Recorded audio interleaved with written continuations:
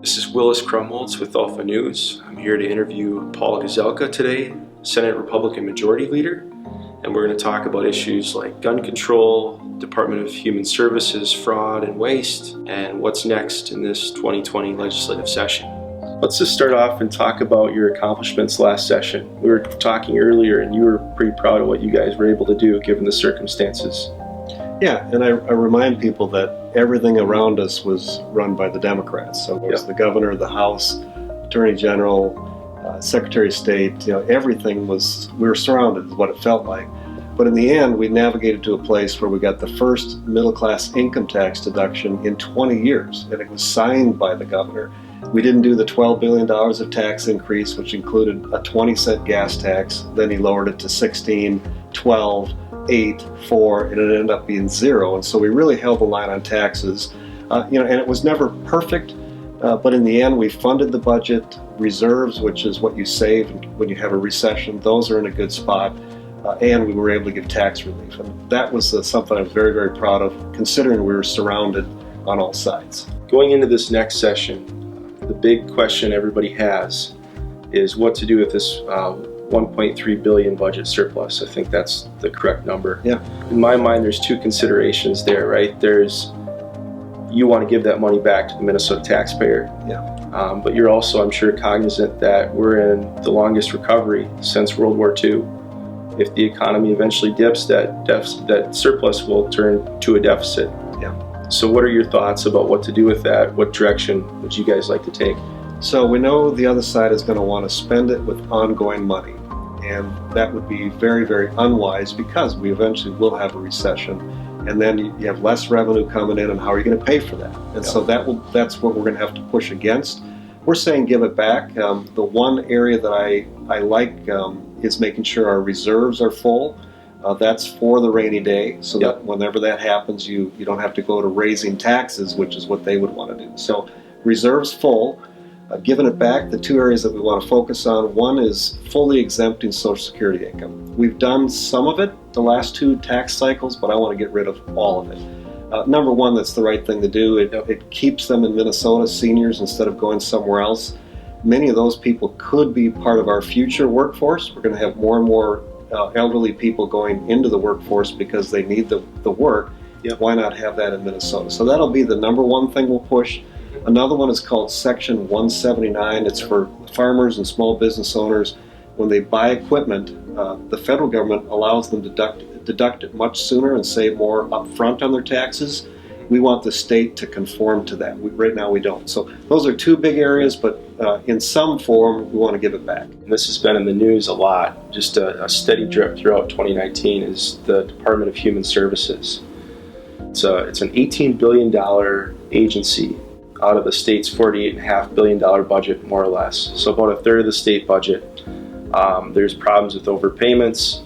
Some Republicans are talking about breaking up DHS. What are your thoughts on solutions to go forward, and then even something the DFL could agree to? The DFL agreeing to is the challenge, but there is hope there. And we've been holding hearings. That's how when we heard about CCAP fraud, Child Care Assistance Program, we held hearings right away.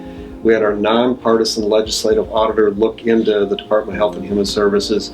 He acknowledges it's dysfunctional, it's a mess, and what are we going to do about it? So we all recognize it's a problem, even the governor, I think, and the Democrats in the House, but how do we fix it? So I think we should be considering dividing it up. It's just a huge area that has multiple different from each other areas that they're responsible for, so it's hard to keep track of all those billions of dollars. And so I'm open to dividing it up if it's something we can get to. The one reason I have some hope is MNLARS, Minnesota License and Registration Services, was a nightmare we were complaining about it for 6 years. We got a new governor, and he agreed to at least let a third-party independent source look at it, and whatever they said we would consider. Well, sure enough, they agreed with what we were saying, that it's never going to work, and we ended up going to a private sector solution. It's good now, and it'll be good long term. I spent a little more up front to go that route, but we fixed it. So I'm hoping we can do that with the Department of Health and Human Services. It's much more complicated. I'd rather do at least a couple bites of fixing it this short session. Yeah. So you have the governor calling for more refugees. President Trump just passed an executive order that said counties get to decide. A lot of the refugees here are contributing to Minnesota, but there is a sense that in certain areas, Minnesota has taken a lot of refugees. Federally, per capita, Minnesota has taken a lot of refugees. What can you and the Senate do about this issue? Is it totally just up to the counties now? Well, I appreciate that the president said local counties should be able to decide whether they accept refugees or not. Some people like that, some people don't. But frankly, our local communities should be the deciding factor of what their communities are going to look like. And so I support the president in that regard. I think taking refugees in, you have to be mindful of what your capacity is. In Minnesota, certain refugee populations, that we get a certain number, but we get twice as many that number from other states that move into Minnesota. It's called secondary migration, and so that's the challenge that we have to work through, and why I think the president was right. What I want to focus on is legal immigration, and then accept refugees that we can handle in an appropriate manner. I'm hoping that the federal government will finally close the border and then deal with the people that are already here. It's very complicated. It's a mess, and we should not be here if people would just lead. And so in Minnesota, legal immigration is what I'm going to support. I'm not going to support things that benefit people that are here illegally. So that's driver's licenses and things like that. We're not going to do, because it then encourages them in that activity. But if we close the borders, then we got to figure out what do we do with people that, for example, came here when they were 3, no fault of their own. Now they're 35. Everything they know is become American. We got to figure that out. But to me, not until we close the border.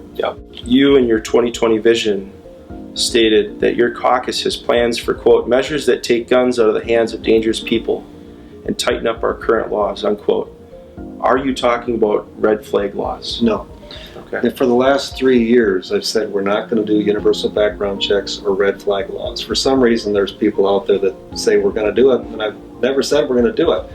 We listen to people on both sides of the aisle, every issue. I want to listen to people, but universal background checks is basically gun owner registration, and that's why people are so against that one. Red flag laws are basically confiscating people's guns without due process, and that's the portion that people, if they really want to follow the Constitution, that's really important, the due process.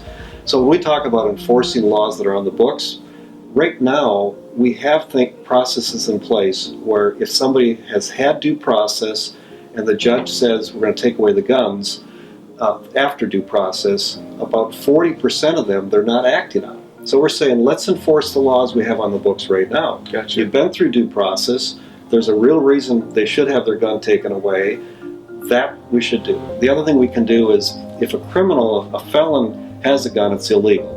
But we should increase the penalties. They know it's illegal. If they've got a gun and they're a felon, the odds are that they're ready to commit another offense. Let's be proactive there. So, but definitely not on universal background checks or red flag laws. Tim Walz has a new climate change subcommittee. He's pushing a mandate on electric cars. Walz's electric car mandate is going to make gas-powered vehicles cost go up. It's going to make electric cars go down, and the problem is it's the rich people that buy electric cars. The average electric car, I think, costs about $50,000 a year. How are you going to fight Walz's radical energy policy, and what that looks like in this next session? Yeah, so the governor announced that he thinks Minnesota should have 700,000 electric cars in the next 11 years. We have 3,000 now. And so that means a lot of mandates to force people into cars they don't want to have.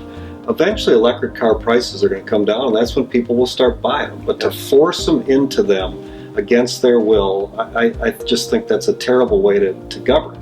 And so the second thing the governor's trying to do is move towards 100% renewable energy. I'm saying we should focus on clean energy. And the difference is it's a combination of renewable, but renewable I don't think should get much over about 50%. We should not be afraid of nuclear. Clean coal right now is getting cleaner and cleaner. Same thing with natural gas. Technology is making those clean. So let's focus on clean energy, but it's got to be reliable and affordable. And their plan is not reliable and it's not affordable. And reliable, last February when we had the polar vortex, we have 30% renewable energy in Minnesota. That 30% only produced 5%. Wow. So if we'd been 100% renewable, exactly what would have we done? You know, and so that's where we just have to think about it. Yeah. So yes, focus on clean energy, but renewable and affordable. Gotcha. Thank you, Senator Gazelka.